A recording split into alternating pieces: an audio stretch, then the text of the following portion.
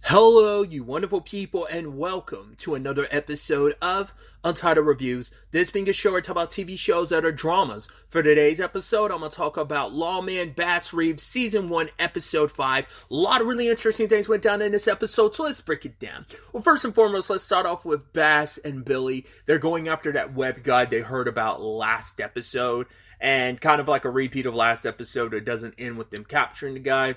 It kind of leads to a shootout because the guy didn't give him much choice. It's just kind of, it's kill or be killed type of situation. Billy got pretty lucky. The woman later on taking care of his wound and kind of like, I guess, checking on the process of him, making sure it's not infected, maybe insinuates like if he's very lucky because if the bullet was like an inch closer, he would be dead. Because the moment he got a bullet wound to the neck, I was like, I would have thought you were dead, but it's like, I guess luckily it didn't hit like an artery or anything. I guess that's where he kind of lucked out in that regard. But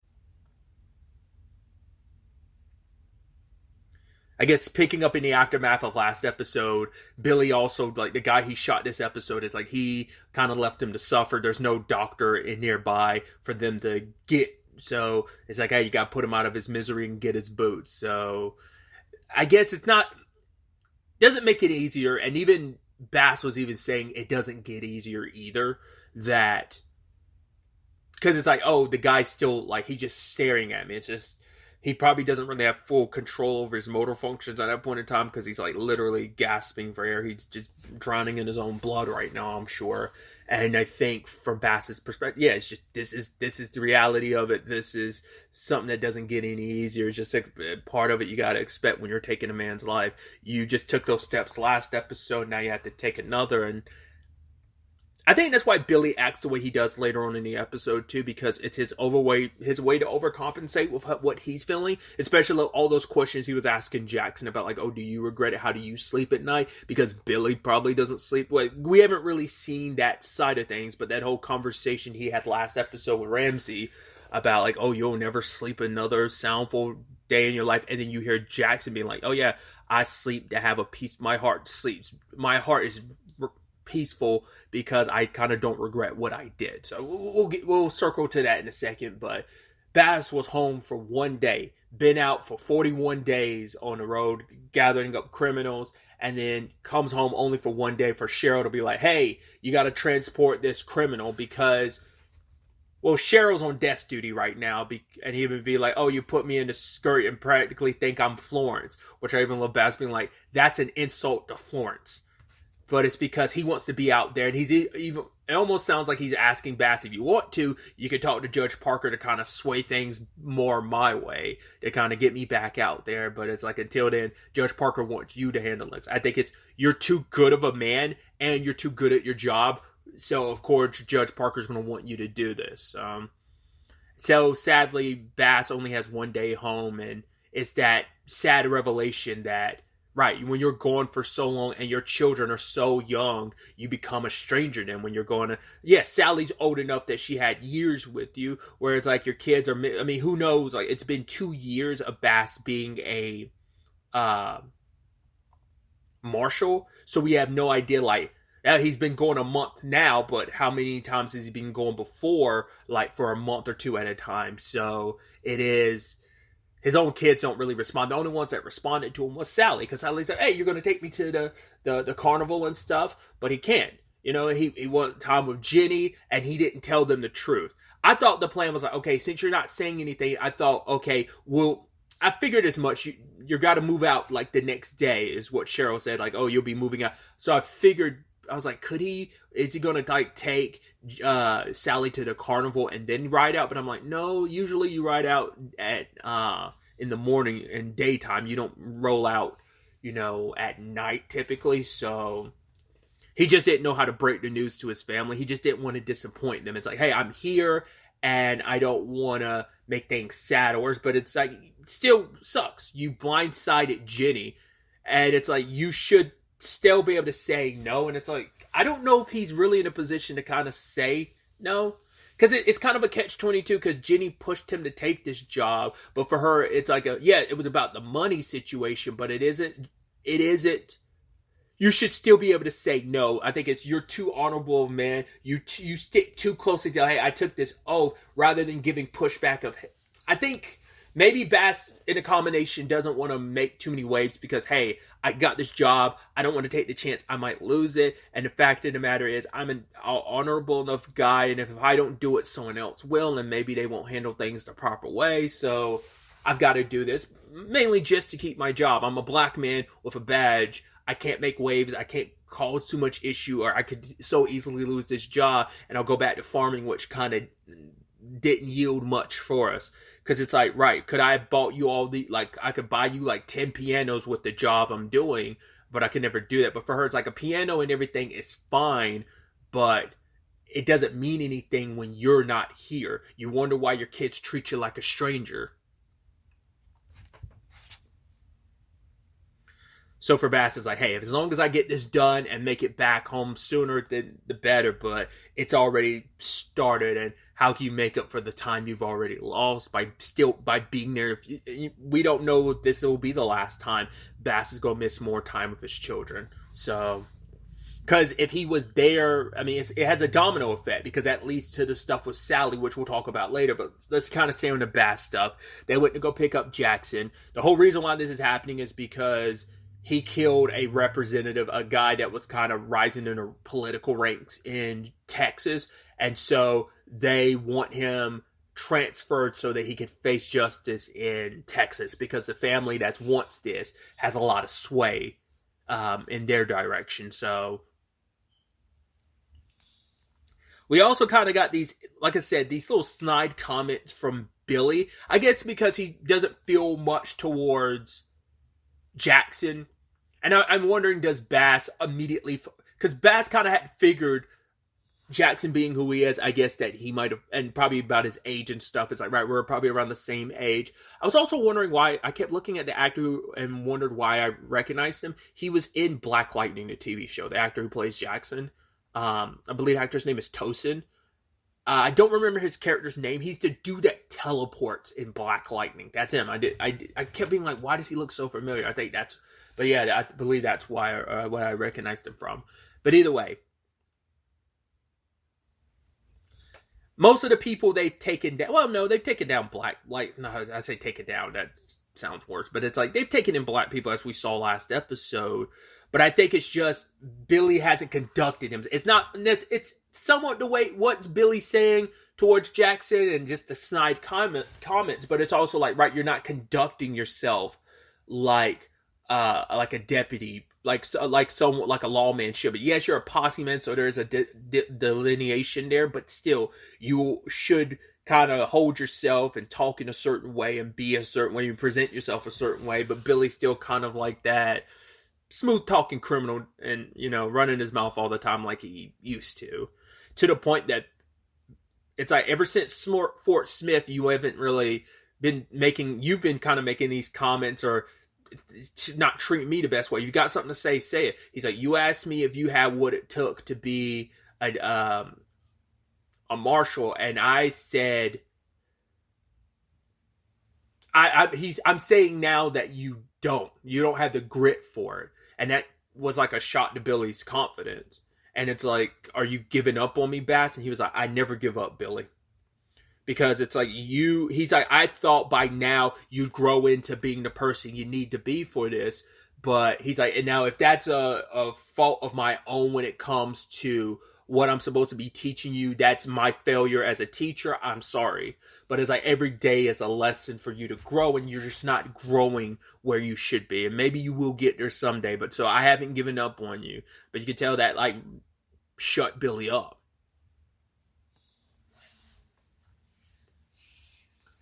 I mean, the thing too is we find out about Jackson's circumstances. He finally opens up to Bass, and we find out what happened. Because they had this really interesting conversation about who decides, like, who has the right to take a life. Because he's like, in Texas, there's no way they'd ever let a black man have a badge. So for him, he's like, even though I'm leaving this world, I can leave this world having some comfort knowing that we are in a position like this, that there's at least one black person that's in this position. There's a whole conversation about who gets to decide what lives we get to take. Bass is like, yeah,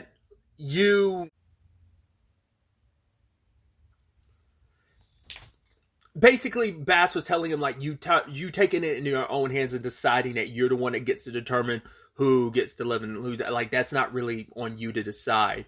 But it was this perspective that Jackson had where he's like, that's our problem. We let other people kind of make those decisions for us, of like, if we let it up to other people to decide those decisions for us, like where do we stand? And I'm butchering it, but it was like this really interesting thing. And even Bass was like, yeah, the way you talk reminds me of Sugar. And he was like, who's that? It's like, that was my grandfather. He was kind of had that same belief, man that sadly died never knowing what freedom tasted like.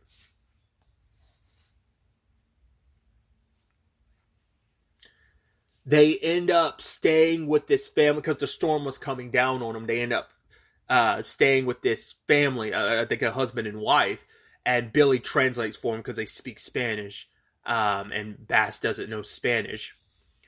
There's this interesting moment where like their drinks are being poured because Billy's looking around the room and he looks at a jar. I'm assuming those are mushrooms, and Bass had already taken like a sip or whatever, and Billy was like, no, don't. And he stopped Jackson from drinking one as well. I was like, do you think you're being poisoned? But it's like, I guess because he knows, Billy figured, because he also smelled the cup, he knew like, okay, they're mixing in mushrooms, and it's like, he probably knows the hallucinogenic effects of the mushrooms. That's what I'm assuming that was about, because I was like, they're not trying to poison you or drug you or anything. It's like, no, but it's just, this is the natural stuff that they make their drinks with. And it's like, yeah, probably unless you're not used to it, that'll kind of mess you up. And even if you're used to it. So we do see it hit, because Bass did take a sip or two, we do see it kind of affecting him later because he's hearing stuff, even to the point he's hearing this voice, and he goes out and he sees kind of like this ghostly image of Curtis.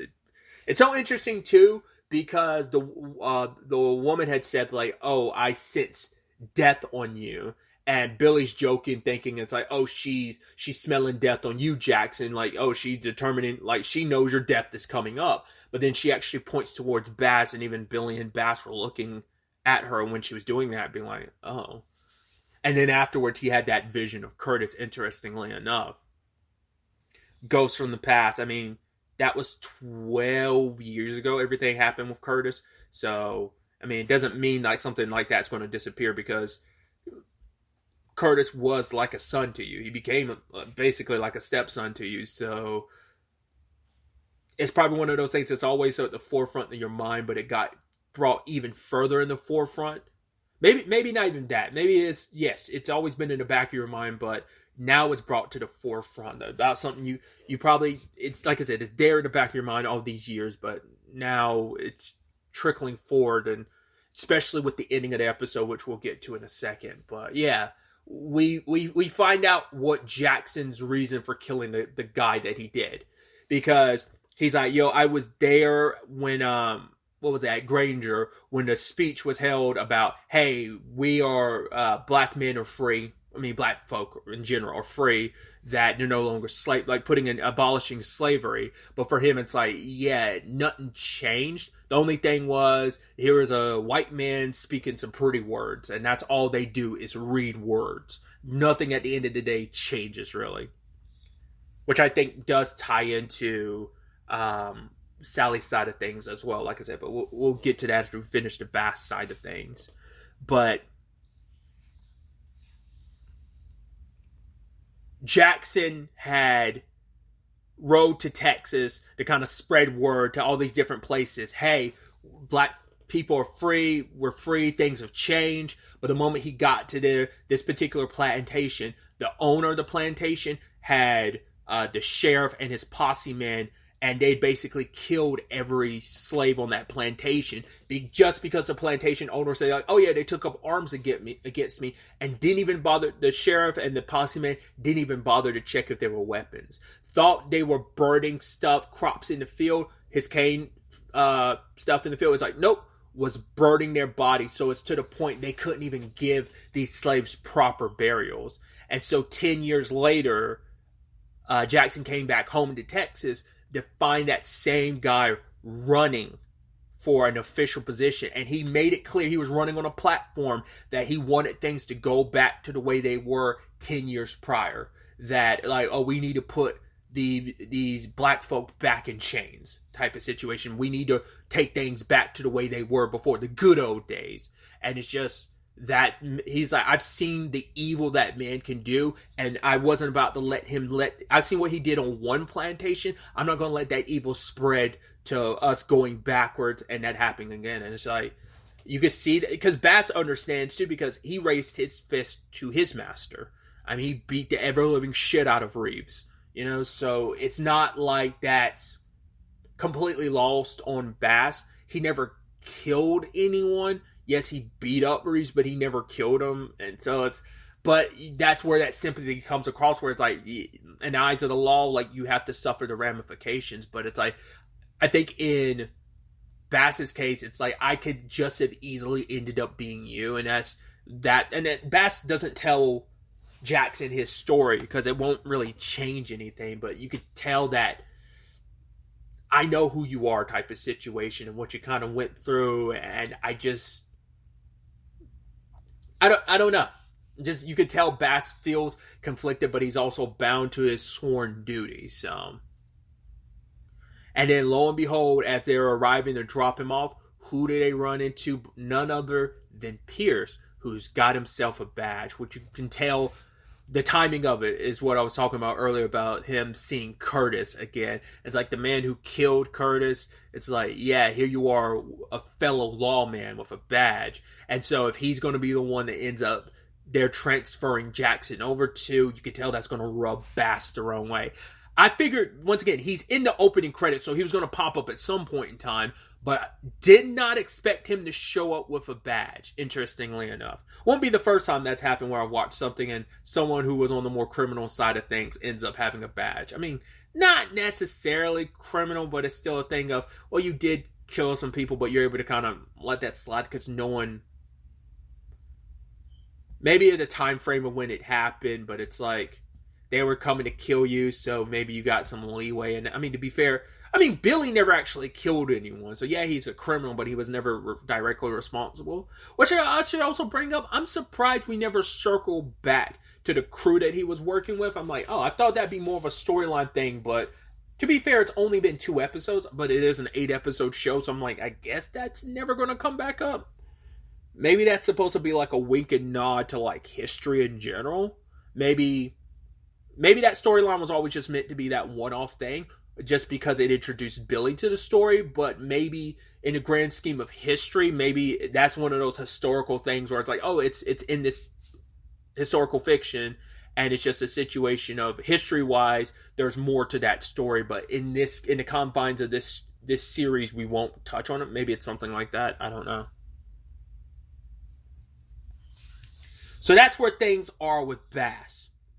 And so, things, without Bass around, things have kind of, I think Sally and Jenny have a complicated relationship. It's not like, Sally makes it clear that she loves, Jenny makes it clear that she loves Sally, and Sally loves Jenny too, but it's still that thing of, it's always that complicated thing. We're all familiar with parents saying that thing of, you're going to do it because I tell you to. I'm not going to explain why. I have an issue with Arthur, but at the end of the day, you're just going to do what I tell you to. And for her, it's just, oh, why won't we get any hired help? It's because maybe Jenny...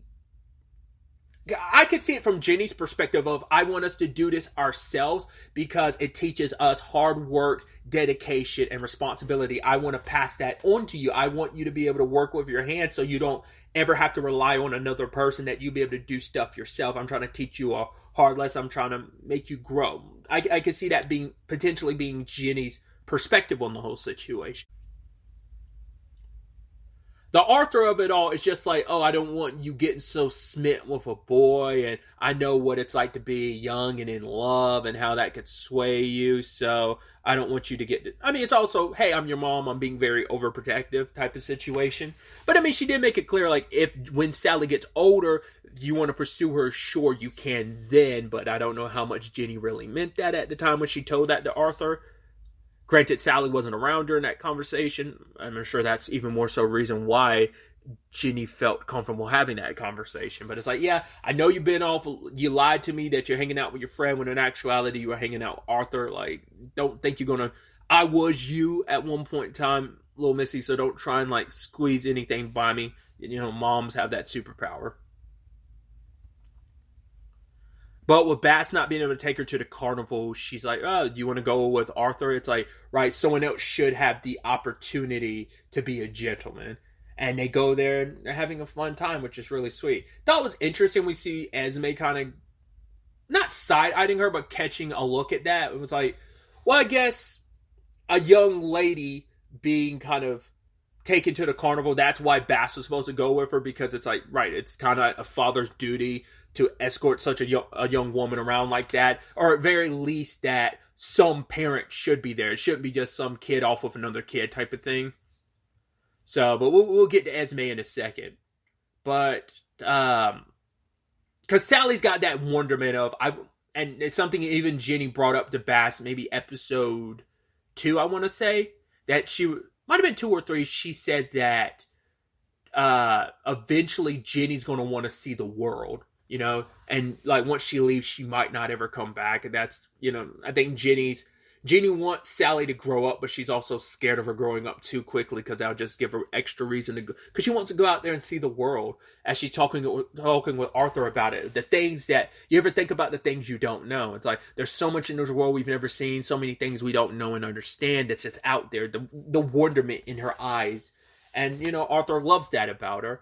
But then there's that situation in line where that little girl cuts in front of him. And what's that little girl say? She says, like, the back of the line is where you belong.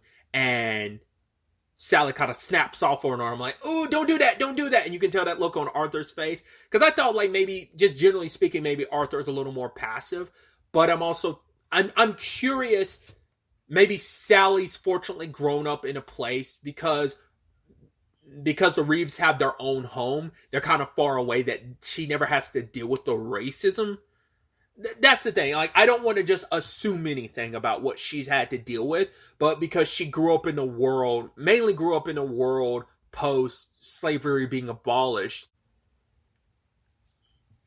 she has a certain view on things that not everyone would, because I think Arthur's raised enough to be like, because it's a complicated thing, because it's like, right, little girls shouldn't talk to her that way. They shouldn't be treated that way. Every human being should be equal. It's easy to have that perspective now, considering, but my point is, this is too soon after slavery being abolished. It's only been 12 years. Does that give that little girl the right to treat them less than, or her brother and her friends to gang up on them later? No, but it's still the reality of it hasn't been that long. You're never going to like get past that. People are still going to harbor a lot of that. I mean, we even, as I brought up before, the whole thing with Jackson and the guy he killed, still wanting things to go back to the way they were. And some people still believing in the way things were. So that's why I was like, I don't know whether because Arthur was like, oh no, she's just a little girl. It wasn't even about her necessarily being white.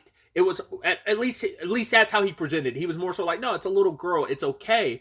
But Sally's like, she's coming from a place of like, no, I'm older. You have to treat us with respect. That's how it goes. Like, don't run your mouth, little girl. Which is, it almost feels like that's a little bit of her mom coming out, because maybe it's her mom treats her like that. So it's like she gets to, well, she's also a big sister who has to look after her siblings. So she would not tolerate her little siblings talking to her and anyone else like that. So why would I tolerate some random girl treat me that way? But the moment her brother rolled through, I'm like, oh, that's going to be an issue later. And they show up. They try to get on Sally for what she did. And you could tell Arthur didn't want no problems. That's why I'm like, I don't know what Arthur's full circle. We know a little bit of his upbringing, but we don't know what he's had to deal with in life. And so he probably already saw the signs of like, yeah, you don't start nothing, because like, there's going to be trouble afterwards. And so Sally laid one of those boys out, and then it kind of turns into a tumble. They're trying to gang up on Arthur, and he fights back, and they run away. And Arthur's a little beat up, and you're just like, oh shit, I was like, I remember something from the trailer that I think is going to tie into this storyline. I'm like, oh man, this is going to be a whole heap of trouble. Because Arthur wants to tell somebody, but Sally's like, no, it's done. It's like, it's not done. Not only were you dealing with racists, you're dealing with racists who've had their ego, who had their pride and confidence shattered, because not only were they beaten up, they were beaten up by black kids, and that's a double whammy for them. So they're going to go and run and tell their parents, and that's going to be a whole issue. And so they're not even telling when they later on get picked up by Esme and Jenny. They're not saying anything, even to the point that, because it's nighttime and he's turning his face just the right way so that no one can see his wounds. Esme notices his pants being torn, but, and she, and it sucks because Esme is like, oh, you had the audacity to take her out to the carnival wearing those pants, so he has to cover up his wound in his leg. But it's also like, oh, she's looking down at me thinking like, oh, I went out looking shabby taking her out. So that's kind of a slight against him. But they both know like, hey, there's trouble. But I don't know, Sally laying her head on him probably makes him feel better about the circumstances of, well, she's okay and it's resolved, but it's not. It's going to come back to bite them. It's interesting too because Jenny and Esme had that conversation because, Jenny really didn't appreciate Esme coming out there being like, oh, you think it's really okay for your daughter to be out and about with that boy? And it's like, you're trying to tell me how to raise my daughter? I don't think you really have that right. But Esme's coming at the perspective of, I know people have been disappearing. Black folk have been disappearing. And I'm just worried for your child's safety. Like, are you really going to... Because her being out there with Bass is one thing. Because not only is, he's a grown man, so he can look after her. But also, he's the sheriff, too. So that goes a long way. That's also the thing of, like, if Bass was here, things wouldn't have turned into that situation. He probably would have been able to tell Sally to calm down and she would have listened. She probably would have still been upset by it, but she would have, like, that situation would have probably played out a little differently. Maybe even Bass could have flashed it back. Definitely things wouldn't have escalated to the point they would have. Still probably would have turned into something after Bass left, because it's like, oh, you think just because your dad's the sheriff or whatever, they don't know who her family is, but maybe when they find out, that's going to be a problem. When they try starting stuff and they find out, oh, you're Bass Reeves' family, that changes things. We'll see how that whole thing plays out. But either way, it sounds kind of like Esme was referencing Mr. Sundown, like Ramsey was last episode, because she was kind of talking about kind of almost like this boogeyman thing, which Jenny's like, oh, here you were telling these campfire stories. She's like, no. Basically, we sent a guy out to kind of talk to someone about paying for some of the more indigenous territory so that we can start building what we've been talking about building last episode. But the problem is the guy disappeared. His clothes and his belongings were still in the room he was renting, and just no one heard they didn't hear from him for months. And they even went down there looking for him to go retrieve his belongings. And it's just, and using the exact phrase, flesh and blood, the same one that Ramsey used last episode. And that did eventually get to Jenny. Like, it made her go like, oh crap. So she decides like, all right, let's go pick up the kids from the carnival. Let's go on down. Because what Esme said worried her, because it's like, yo, this ain't something I'm hearing third or fourth hand. This is something we went down there to look for the guy, and there was no trace of him. And they've been hearing rumors about people disappearing, about a guy on horse. Because I completely forgot to talk about it last episode, but Bass did see someone on horseback. That's why I was thinking that's how Pierce was going to pop back in the story, that he was Mr. Sundown. And he still could be with a badge, because, he could just be swooping people up, or maybe Mr. Sundown is someone else completely different. I don't know. But my money last episode was like, oh, it's got to be Pierce, right? But maybe it's not. A lot of very, very interesting developments. I'm curious to see where all of this ends up taking us going forward into the next episode.